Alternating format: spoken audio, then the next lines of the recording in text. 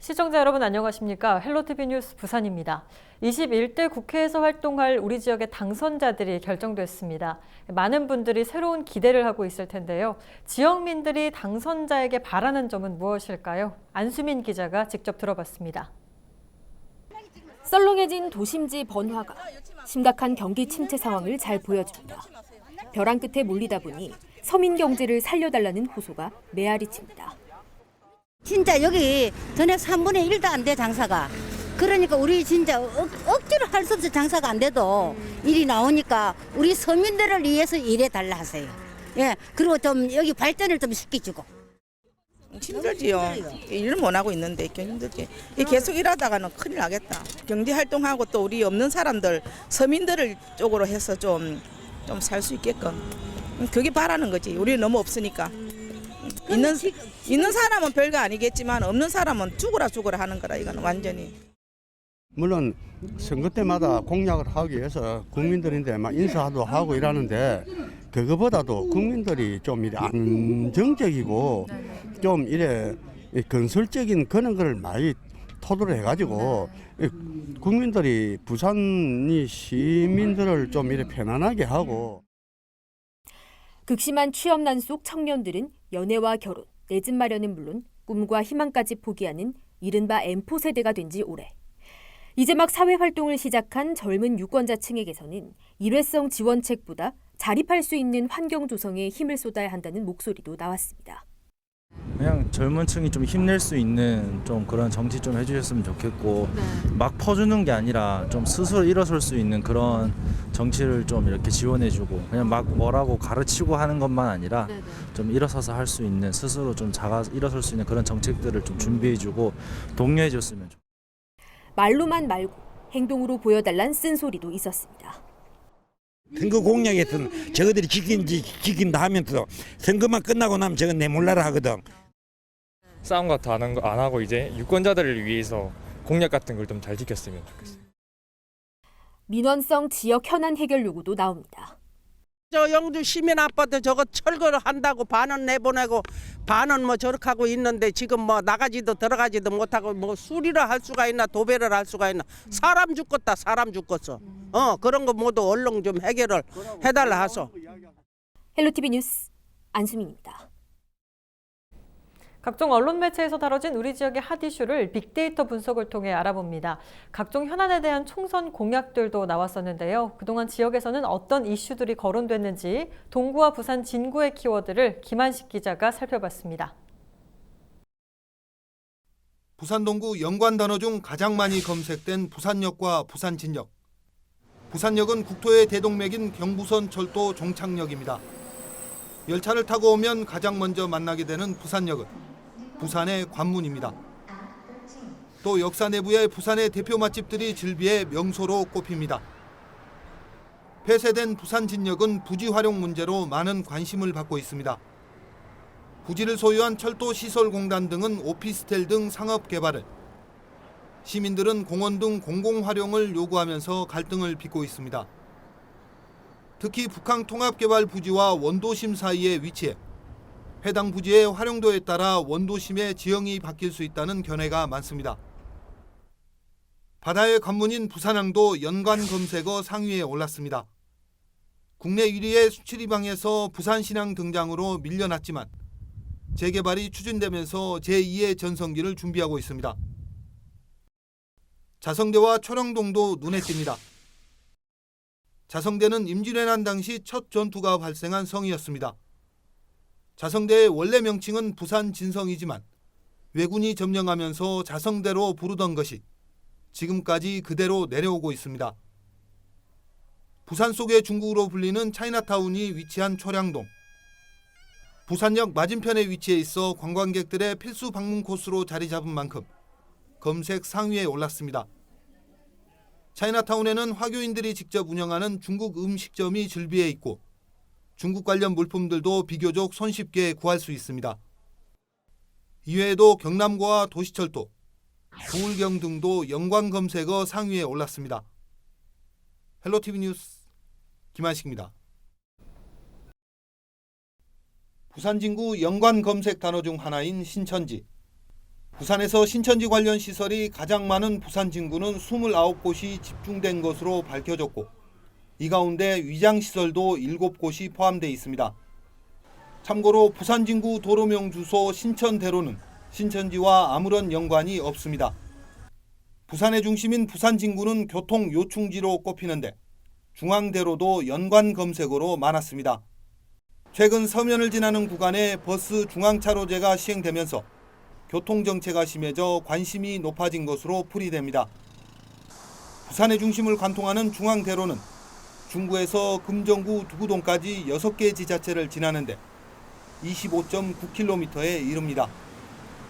도시철도와 2호선도 나란히 검색어 상위에 올랐습니다. 부산 진구는 차량 정체가 극심한 지역으로 관광객이나 시민들이 도시철도를 많이 이용해 검색어 상위에 올랐습니다. 부울경도 눈에 띕니다. 침체된 지역 경제를 살리기 위해 부산과 경남, 울산을 아우르는 광역 경제권을 형성해야 한다는 말이 심심치 않게 나왔습니다. 특히 부산 진구에 출마한 김영춘, 서병수 후보들도 부울경을 하나로 묶는 메가시티를 구축하고 부산 진구를 중심축으로 만들겠다는 공약을 발표했습니다. 도시재생도 많은 관심을 끌었습니다. 부산 진구는 서면을 중심으로 도심이 형성돼 있지만 번화가를 벗어나면 같은 행정구역인지 의심스러울 정도입니다.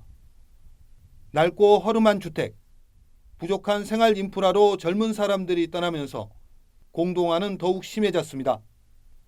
이런 문제 해결을 위해 도시재생이 추진 중인데 부산 진구에만 2곳이 대상이고 앞으로 더욱 늘어날 전망입니다. 이외에도 선거구와 송상현 광장, 태화백화점 등이 연관 단어로 떠올랐습니다. 헬로티비 뉴스 김한식입니다. 이번에는 해운대구로 가봅니다. 부산에서 가장 많은 인구가 살고 있는 해운대 지역에서는 어떤 키워드들이 관심을 모으고 있을까요? 김현정 기자가 전해드립니다. 빅데이터로 본 해운대에서는 뜨거운 교육열을 파악할 수 있습니다. 바로 자사고, 해운대고 등 교육 관련 내용이 주요 키워드를 차지했습니다. 지난해 8월 교육부가 해운대고등학교의 자율형 사립고등학교 재지정 취소를 발표했고 이후 지역에서 찬반 논란이 거셌습니다. 해운대고 학교법인 동해학원은 부산지법에 자사고 지정 취소 효력정지 가처분 신청과 함께 행정소송을 제기했습니다. 부산시 교육청은 항고했지만 법원은 이를 기각해 해운대고 자율형 사립고는 학교 지위를 유지하고 있습니다. 주요 키워드, 그 다음은 해운대의 대표 관광지 해운대 수욕장을 비롯해 이와 연계한 주차장과 피서객 등이 그 뒤를 이었습니다. 부산의 7개 해수욕장 중 지난해 여름 1,099만 명으로 가장 많은 방문객이 찾은 해운대 수욕장. 겨울에 개최된 해운대 비축제에는 11월부터 한 달간 165만 7,700여 명이 방문하며 명실상부 4계절 방문객이 찾는 해운대 수욕장으로 자리매김하고 있습니다. 하지만 고질적인 주차난과 공영 주차장의 공백은 풀어야 할 숙제로 남아 있습니다. 이어 관광특구 해운대구의 주요 관광 포인트인 광안대교와 마린시티, 달맞이, 청사포, 송정해수욕장 등이 뒤를 이었습니다. 빅데이터를 통해 살펴본 해운대 주요 키워드, 교육과 관광 중심 해운대의 변화를 위한 어떠한 해법이 나올지 주목됩니다. 헬로티비 뉴스 김현정입니다. 부산시와 부산도시가스가 코로나19로 어려움을 겪는 소상공인과 취약계층에게 도시가스 요금 납부를 유예해 주기로 했습니다. 유예 기간은 이달분부터 3개월간입니다. 소상공인 보호 및 지원에 관한 법률 등에 따른 업종별 소기업 가운데 상시 근로자가 5명 또는 10명 미만인 소상공인과 기초생활수급자, 중증 장애인 등이 대상입니다. 신청 기간은 다음 달 15일까지입니다. 부산시 보건환경연구원 농산물검사소가 올해 1분기 엄군과 반여 농산물 도매시장에 반입된 농산물과 시중에 유통 중인 농산물 964건을 표본 조사한 결과 모두 10건에서 기준치를 초과하는 잔류 농약이 발견됐습니다. 잔류 농약 허용 기준을 초과한 농산물은 동초가 3건, 참나물 3건 등 모두 6개 품목이며 주로 살균, 살충제 계열의 농약이 검출됐습니다. 검사소는 농약 허용 기준치를 초과한 농산물 788kg을 압류해 폐기하고 생산자를 관할 행정기관에 통보했으며 유통 중인 농산물은 관련 부서에 알려 판매를 중단하고 회수하도록 했습니다. 우리 지역의 이슈 콕 짚어봅니다. 헬로 이슈 토크. 이슈토크입니다. 4.15 총선 결과 18석이 걸린 부산에서는 미래통합당이 15석을, 더불어민주당이 3석을 각각 확보했습니다. 미래통합당이 부산 총선에서 승리함에 따라 부산시와 부산시 의회 등에도 영향을 미칠 수밖에 없을 것으로 보이는데요. 부산의 민심이 뜻하는 의미와 함께 향후 부산 지역에는 어떤 변화들이 있을지 함께 짚어보도록 하겠습니다. 부산대학교 일반사회교육과 진시원 교수, 부산경실련 도한영 사무처장과 함께합니다. 안녕하십니까? 네, 반갑습니다. 네, 반갑습니다. 아, 정말 총선이 끝이 났습니다. 저는 이제 개표 방송을 하면서 정말 손에 땀을 쥐고 봤는데 부산 지역 같은 경우는 북강서갑이나 사하갑, 남구, 을 등 이 3석을 제외하고는 전부 이제 미래통합당의 승리로 이어졌습니다. 이런 결과가 나온 원인은 뭐라고 보십니까? 가장 큰 원인은 뭐 코로나19겠죠. 네. 예, 그 선거가 시작하기 초반 전에 월간 조선에 여론조사가 있었어요. 근데 이제 선거 전문가들 5분을 얘기를 했는데 네. 통합당이 과반 정도 차지할 것 같다라는 전망들이 있었거든요. 네네. 그 얘기는 뭐냐면은 경제가 너무 좀 어려운 부분이 있었고, 그다음에 북핵 문제도 좀 난항을 겪었고, 네. 그다음에 검찰 개혁, 그다음에 조국 문제 이런 걸 통해서 상당히 좀 국론이 분열되고 이런 측면이 있었단 말이죠. 네네. 그래서 여당에게 좀 불리한 상황이 선거 초반이었죠. 그래서 그 당시에 그 부산 민주당은 이번에 18개 중에 하나 정도 되는 거 이런 식으로 이제 얘기가 있었는데 네네. 중반 이후부터 코로나19가 우리 정부가 관리를 잘 하는 게 네. 정부 스스로 홍보한 게 아니라 외국에서부터 외신들이 외부에서부터 평가가 들어오면서 네. 코로나 관리를 잘하면서 이제 여론이 좀 호전이 되고 그다음에 선거 막바지로 가면서는 코로나 못지않게 중요한 변수가 이 통합당 변수다. 네. 통합당 스스로 이 좋은 상황을 악화시켰다.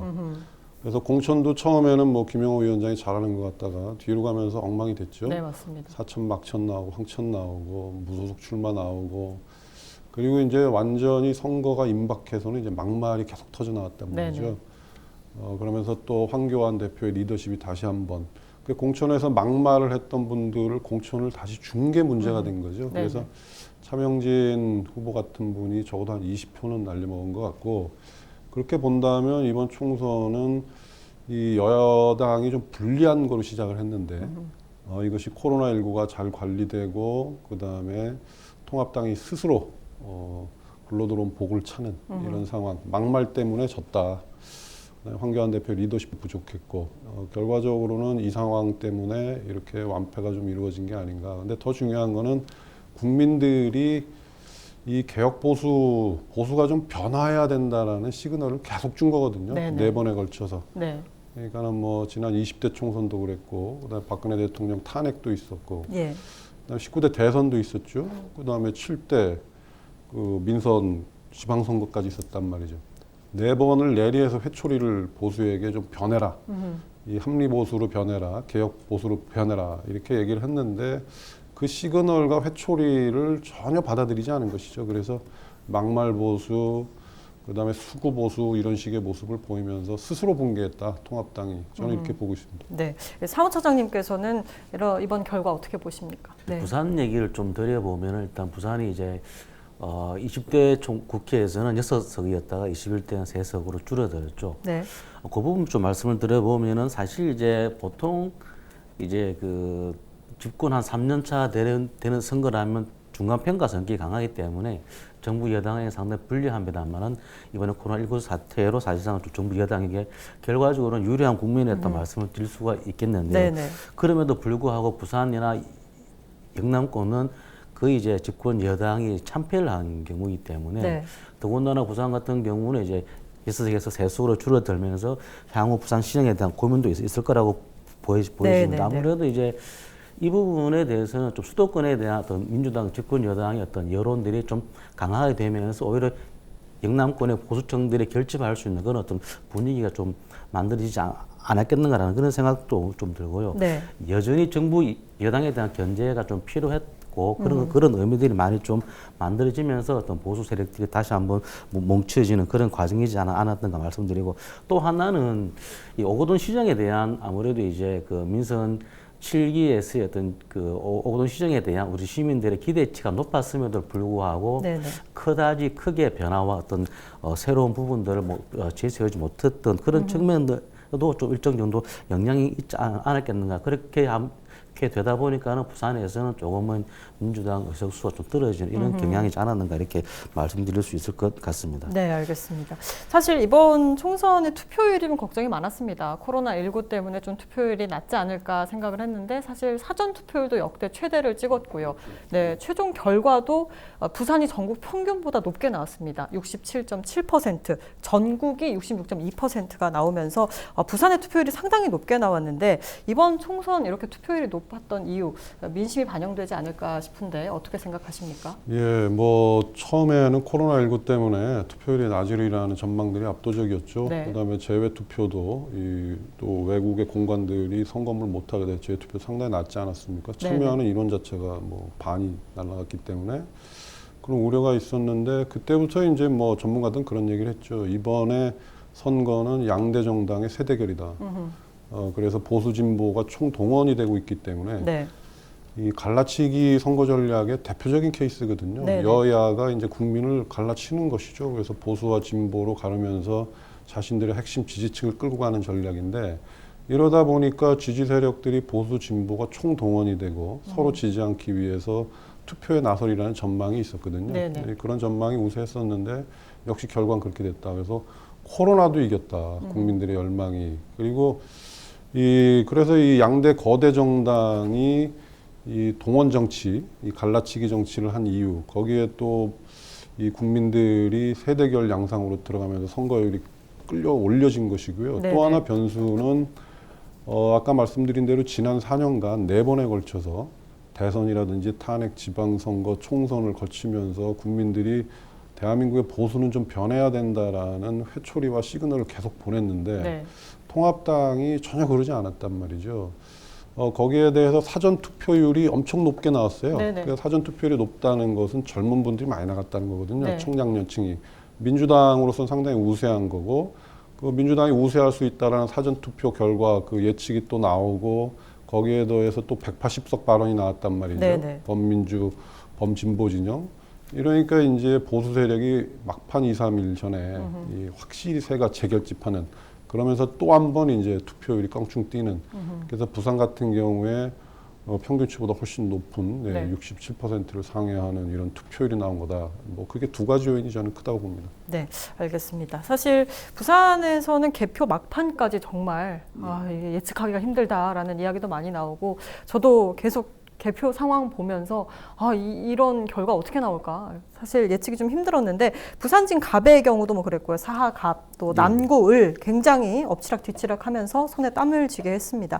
주요 지역별 선거 결과 어떻게 보셨을까요? 부산 진갑 같은 경우는 사실상은 조금은 진행될 때까지만 해도 김영준 후보가 좀 유리하지 않겠는가 봤던 것 중에 하나가 정건 무소속 후보가 이제 사실 20대 같은 경우 상당히 많은 득표율을 20%가 넘는 걸로 하면서 사실 김영준 후보가 당선이 되었단 말이에요. 이번에도 역시 무소속 후보가 나오면서 어느 정도까지 표를 많이 이제 갉아묶으려 봤는데 실제로 10% 미만이다 보니까 다시 하다 보니까 서명수 후보로가 되면서 일정 정도의 약간의 좀 투표차가 났다고 말씀드릴 수가 있겠고, 아무래도 이제 진막 같은 경우에는 우리 조금 전에 교수님 말씀하신 것처럼 이 양 진영 간의 세대결로 가다 보니까는 무소속 후보들에 대한 아무래도 시민들의 관심도가 유권자의 관심이 좀 떨어지다 보니까는 어쩌면은 서명수 후보가 좀 더 유리한 상황이지 않았겠는가 이런 말씀을 드릴 수가 있겠고요. 중영도 같은 경우에도 이제 뚜껑을 열어볼 때까지는 김비호 후보가 좀 유리하지 않겠는가라고 하는 또 그 과정에서 보면 아까 공천위원장의 부분에서 좀 이렇게 반감적인 부분이 있어서 김비호 후보 좀 유리하지 않겠는가 봤는데 의외로 이제 결과로 보면은 황보승희 후보가 많은 표 차이로 이기게 되는 이런 부분들을 좀 보게 되는 것 같습니다. 네. 교수님께서는 지역별 선거 결과 어떻게 보십니까? 뭐 개표 결과 보는 저도 힘들었죠. 그리고 가슴 졸이고. 근데 뭐 후보들이야 뭐 잠을 못 이루는 그런 네. 상황이었을 텐데 이 지금 민주당에서 3분이 됐는데 이분들 표 차이가 뭐 2,000표, 1,000표, 700, 800표 이 정도밖에 안 나는 네, 거예요. 맞습니다. 상당히 신승을 거둔 건데 근데 보면은 이번에 보면은 그 민주당은 역시 현역은 강했다. 그 중에서 이제 3분이 살아남은 거고 3분은 아까 말씀드린 막판에 부산의 보수가 재결집하면서 이번에 선거에서 패배한 거다. 저는 이렇게 보고요. 네. 그다음에 또 하나는 역시 민주당의 나머지 지역의 신인들 이 18석 중에 6 현역 빼고 12분의 신인들은 역시 그 보수로 회귀한 이 부산에서 상당히 고전했다. 이 투표율은 득표는 많이 얻었어요. 네. 지난 총선이 뭐 민주당이 20-30% 얻었는데 이번에는 한 30-40%. 그다음에 이긴 쪽은 그 경합이 이루어진 데는 50%까지 올라간 거 아닙니까? 네. 그래서 작년 그 지난 20대 총선보다는 민주당이 이 득표율을 끌어올렸단 말이죠. 그럼에도 불구하고 민주당 신인들은 보수로 회귀한 부산에서 상당히 고전했다. 그럼 아쉬운 점은 이렇게 세대결이 이루어지고 양대 거대 정당에 그러면서 인물 그다음에 공약 이러한 그 선거 경쟁은 완전히 사라졌다. 이 부분이 상당히 좀 아쉬운 감이 있습니다. 어쨌든 간에 정책 공약 어떤 선거가 안 됨으로써 네. 소수 정당에서 상당히 좀 불리한 이런 부분도 많이 작용을 했다라고 보여지고요. 네. 정의당 같은 경우는 사실상 정말 너무나 기대만큼에 나오지 못하는 이런 네. 부분들 봤을 때는 이번에 이제 양 진영의 세대결과 코로나19로 만들어진 이런 국면들이 어쩌면 정책 선거가 되지 못하면서 네. 나타났던 또 하나의 좀 안타까운 그런 모습이지 않았는가 이렇게 말씀드릴 수 있을 것 네. 같습니다. 국민들은 지켜보는 것이거든요. 그래서 이번에 갈라치기 선거 전략으로 국민들을 이렇게 분열시켜 놓은 거에 대해서 여야는 여기에 대해서 일종의 책임이 있어야 되고 네네. 국민을 원래 정치라는 게 국민을 통합하고 화합을 시켜야 되는 게 정치인데 그런 측면도 중요한데 너무 네네. 분열을 시켜놨기 때문에 이 부분에 대한 대책도 이 여야가 머리를 맞대고 해결해야 된다. 이게 네. 상당히 중요한 앞으로의 그 정치 과제 중에 하나다 이런 생각이 듭니다. 네, 함께 해결해야 될 부분이라는 말씀이셨습니다. 사실 이번 총선에서 부산시 의원 출신이 무려 6명인데 이 중에서 5명이 당선이 됐습니다. 이렇다 보니까 앞으로 이제 시의원들이 활동을 할 때 좀 기대되는 측면이 있지 않을까라는 목소리들이 나오고 있는데 이 부분은 어떻게 보십니까? 사실 이제 그 우리 시의원님들이 이제 국회의원 되는 부분들이 거의 많지는 않았습니다. 네네. 많지 않았고 또 기존에 보면 국회의원과 시의원의 관계를 보면은 참 흔치 않은 일인데 예. 이번 선거에서는 5명의 어떤 그 시의원 출신 후보님들이 이제 국회의원으로 당선이 되었죠. 네. 사실 이제 기존의 어떤 국회의원님들의 그 지역 현안 참여나 어떤 해결 사실은 그다지 그리 많지 않았습니다. 네네. 보통 이제 중앙 정치에 참여하게 되고 아니면은 지역에 내려오면은 자기 지역구 관리하는 것 정도밖에 네. 안 됐기 때문에 네. 실질적으로 부산 지역의 주요한 현안 문제들에 대해서는 참여나 어떤 이런 모습을 많이 못 보여줬는데 네. 어쩌면 이번에 이제 시의원님들이 많이 좀 당선됨으로써 그런 부분들에 대한 좀 더 기대나 이런 게 좀 있을 수 있지 않겠는가 이런 생각이 좀 들고요. 네. 그리고 이제 중앙 정치나 또 지방 간의 관계나 소통 이런 측면에서도 일정 정도의 좀 더 성과 효과가 이렇게 있지 않을까 이런 부분들도 좀 기대해 볼 수 있을 것 같습니다. 네. 사실 뭐 전국적으로 봤을 때는 더불어민주당이 좀 선전을 했지만 그 모 포털 사이트에 검색을 하면 색깔이 쫙 나옵니다. 지도별로. 그럼 정말 동서가 완전히 갈라진 모습을 네, 볼 수가 있는데 이번 총선 결과가 이 향후 부산시정에 미치는 영향 뭐가 있을까요? 예, 뭐 의원 18분 중에 15분이 이제 통합당이 돼서 지금 뭐 부산시는 47분 중에 41분이 민주당 의원 아닙니까? 네네. 시장님도 오 시장님도 지금 민주당이시고 그래서 어찌 보면은 뭐 갈등이 있지 않겠나 이런 얘기가 있습니다. 네네. 그리고 또 국책사업, 대형 국책사업 같은 거를 부산시가 유리하게 예산이라든지 이런 걸 따오려면 의원들의 힘이 필요하거든요. 그렇죠. 그래서 지금까지 뭐 20대 국회의원 6분은 오 시장님하고 협력을 좀 잘해온 부분이 있어요. 그런데 이제 15분의 새로운 이제 그 의원들이 들어오시면 좀 갈등이 있지 않겠나 이런 얘기들이 벌써 나오고 있는데 중요한 것은 갈등이 있겠냐 없겠냐가 아니라 그런 갈등이 있으면 안 된다는 것이죠. 그래서 당을 먼저 생각하는 게 아니라 부산을 먼저 생각해야 된다. 네네. 그래서 선 부산 후당 이런 걸 생각해야 되고요. 뭐 다음번 대선이나 다음번 지방선거를 위해서 지금의 오 시장님이 일을 못해야 되고 부산시가 일을 못해야 되고 그래서 현역 의원들이 15분이 일하는 거를 방해하고 이런 일을 있어서도 안 되고 네네. 그렇게 되면 또 우리 부산 시민들이 용납을 안 하는 것이거든요. 네. 그래서 우리 부산을 먼저 생각하고 그다음에 당을 뒤에 생각하는 그런 자세를 가지는 게 상당히 중요하겠다 이런 생각입니다. 네, 맞습니다. 사실 지역을 먼저 생각해야 되고 나라를 생각하는 그런 큰 틀에서 봐야 되는데 당 싸움이 좀 크죠. 생각하면 안 되는 것이죠. 네, 네. 부산 글자가 좀 어렵지 않습니까? 네, 맞습니다. 우리 사무처장님께서는 어떻게 보십니까? 더군다나 지금 코로나19로 정말 우리가 어렵지 않습니까? 네, 네. 전 세계에서도 마찬가지고 부산도 마찬가지인데 이번에 어떤 총선의 어떤 지역의 어떤 민심의 결과를 제가 볼 때는 뭐 미래통합당이 그렇게 뭐 이렇게 쉽게 그렇게 생각하지는 않을 것 같습니다. 정말 기존 해왔던 그런 모습으로 정쟁이라든가 갈등 이런 부분들을 앞세운다라면은 네. 차후에 또 충분한 또 다른 그런 평가를 충분히 받을 수 있을 거라고 네, 좀 네, 보여지기 때문에 이럴 때일수록 어려울 때일수록 화합하고 함께 함으로써 지금의 국민을 좀 극복하는 것이 맞지 않겠는가 좀 보여지고요. 야권은 이제 반대만을 위한 반대 이런 측면이 아니라 네. 실질적으로 정책을 제시하고 대안을 함께 모색하는 그런 결과가 나와줘야 될 거라고 보기 때문에 이번 총선 21대 총선의 전국적인 평가를 봤을 때 집권 여당이 180석 이상을 가져갔던 것은 야당이 그만큼에 대한 어떤 새로운 비전과 미래에 대한 것들을 우리 국민들에게 제시 못했던 결과라고 저는 보거든요. 그렇다면 부산 역시 제가 볼 때는 미래통합당에서는 그런 국민들 함께 가져야만이 좀 맞지 않겠는가 그런 생각을 합니다. 네, 사실 아까 우리 교수님께서도 말씀을 해주셨지만 이번 선거가 공약에 전혀 집중되지 않은 모습을 보였습니다. 그렇다면 이제 선거가 끝났고 이제 각자 자리에서 일을 할 텐데 부산 지역에 사실 산재에 있는 현안들이 지역별로 굉장히 많단 말이죠. 이 부분이 좀 어떻게 될 거라고 보십니까? 네, 이번에 뭐 후보들이 내놓은 각 지역구마다 공약을 보면 진짜 그 수건 사업들이 많아요. 네네. 그걸 기대하고 있는 주민들이 기대하고 있는 게 많고 그래서 반드시 좀 지켜야 된다. 그런데 지난 20대에 이 공약을 이행한율이 47%밖에 안 되거든요. 네네. 20대 국회의원들이 그 부분에 대해서는 반성을 해야 되고 이 국회의원 개개인에만 공약 이행해라 뭐 이런 얘기하면 안 되는 거고 네. 그다음에 또 시민단체 매니페스토 본부에서 맨날 공약 이행률 점검하고 이래 듣지도 않거든요. 네. 이제 중요한 것은 공천을 할 때 정당이 그 재선 의원들이나 뭐 이런 분들 현역 의원들은 공천을 할 때 이 공약의 이행률을 상당히 높은 기준점으로 줘야 된다고 봐요. 그래서 네, 네. 공약 이행률이 낮은 사람은 이 공천을 안 주는 식으로 그 다음에 그 신인들 같은 경우에도 공약이 정말 실현 가능성이 있는지 이런 분들을 충분히 정당이 먼저 걸러내야 된다. 네. 정당이 제도화되는 부분이 중요하지 않나 그렇게 생각하고요.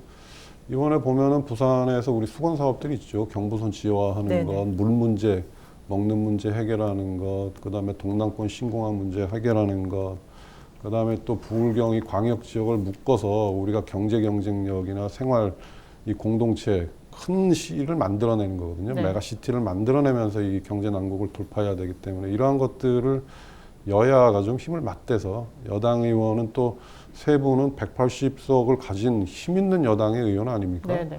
그 힘을 통해서 또 부산을 위해서 일하시고 15분은 또 15분이 한국당 의원들 중에 15분이면 많은 거거든요. 네. 그래서 그분들도 또 힘을 써서 우리 부산을 위해서 노력해 주셨으면 좋겠습니다. 네, 정말 유권자들이 사실 입 모아서 하는 이야기가 선거 때마다 공약은 정말 뭐 필요한 공약들을 내놓는데 또 나오고 재탕한다 뭐 이런 이야기도 많이 나오죠. 47% 공약 이행률도 네.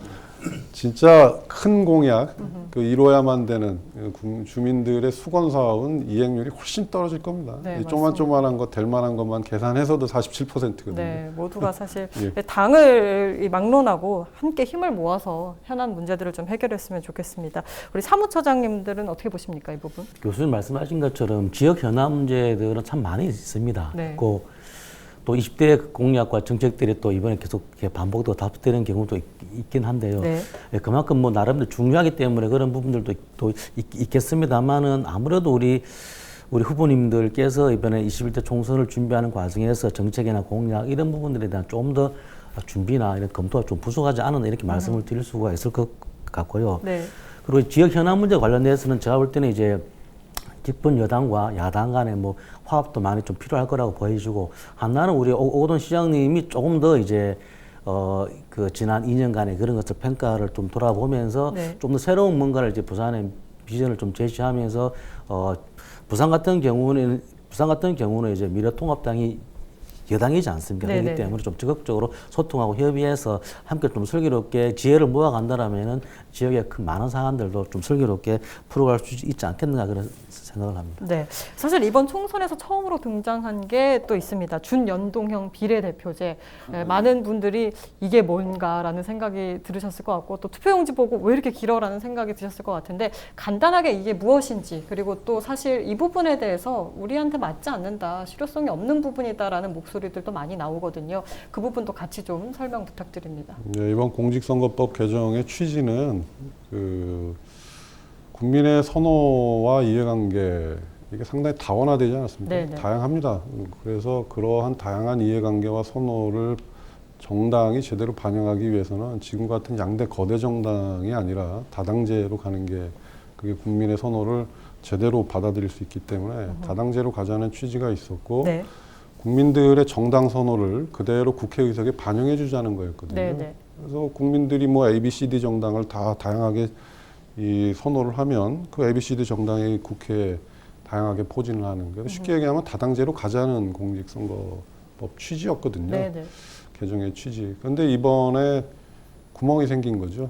왜 그러냐면은 이 원래 그 지역구하고 비례를 연계하는 선거입니다. 네네. 그래서 선거제도이기 때문에 연동형, 이 링크 시킨다 그래서 연동형, 연계제인데 네.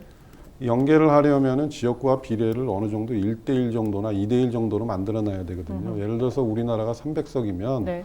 150대 150 아니면 200대 100 이런 식으로 나눠 놓는 게 그게 비례대표제에 근접해가는 좋은 방법인데 네. 이번에는 마지막에 47석 비례가 됐단 말이죠. 네. 뭐 지역구는 253석이 되고 이러다 보니까 이게 비례가 제대로 된 게 아니죠. 게다가 조항 하나를 빠뜨렸죠. 이 지역구에 후보를 내지 않는 정당은 비례 투표를 못 받게 이런 조항이 들어갔으면 네네. 해결이 되는 거였는데 그래서 앞으로 해야 될 일은 공직선거법을 개정해야 되고요. 네. 준연동형이 아니라 제대로 된 연동형. 준연동형은 50%만 연동한 거잖아요. 네네. 그것도 30석만 비례 47석 중에.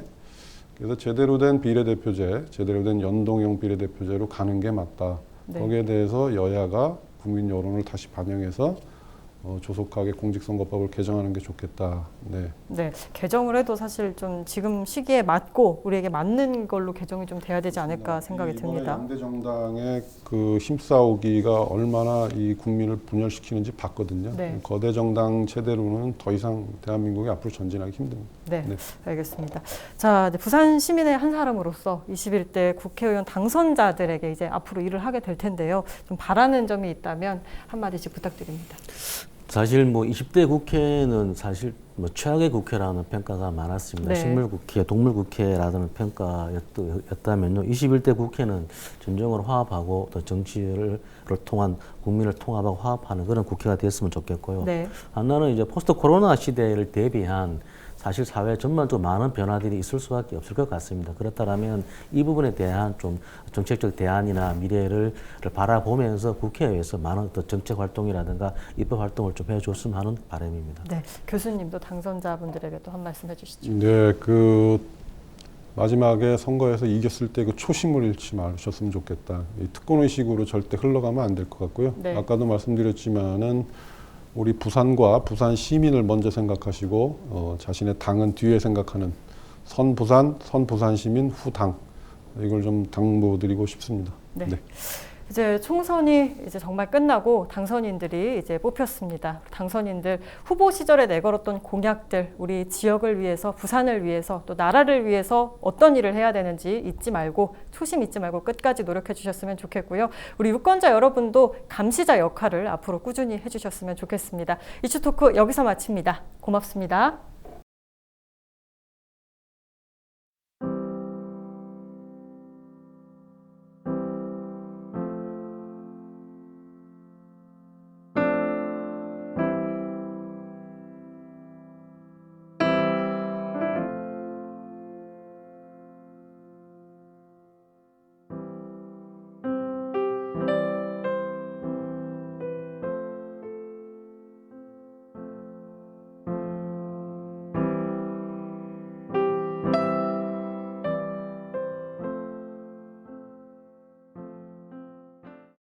이상으로 뉴스 마칩니다. 저희는 언제나 지역 주민 여러분 곁에 있겠습니다. 고맙습니다.